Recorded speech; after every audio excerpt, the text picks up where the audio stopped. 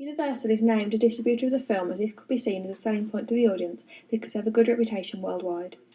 Shadowplay is named as a production company of the film. This is because it is an independent company dealing with low-budget films of the genre. WT2 Productions is another of the production companies named, as it specialises in producing independent films as a subsidiary of Universal. The final production company is Hammer Films, as it is a well-known company which produces films of the horror genre.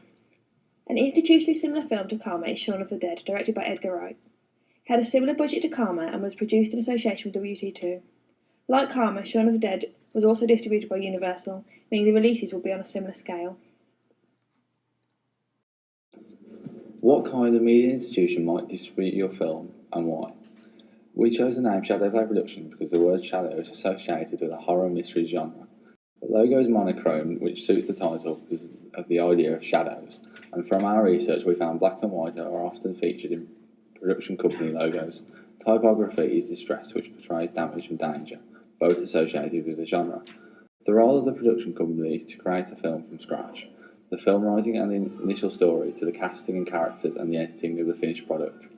The role of the distribution company is to market the film and put it into cinemas and shops to allow it to reach the audience. The money to create the film will come from various production companies who will invest some money in the making of the film in order to receive a percentage of the profit. WT2 Productions is owned by our chosen distributor, Universal, so it's likely that some money would have been provided by them. How did you attract or address your audience? We created a film of a hybrid genre to attract a wider audience. The film has features of horror, psychological thriller and mystery.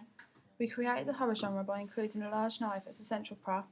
This is an icon of the genre and makes the audience immediately suspect danger or death. Keeping the central character anonymous, part of the opening creates an air of mystery, as does keeping the ending unknown and only inferring it. How does your opening link to similar films to attract a particular audience? A film with a similarly filmed opening to the one we created for Karma is David Fincher's 1995 thriller, Seven.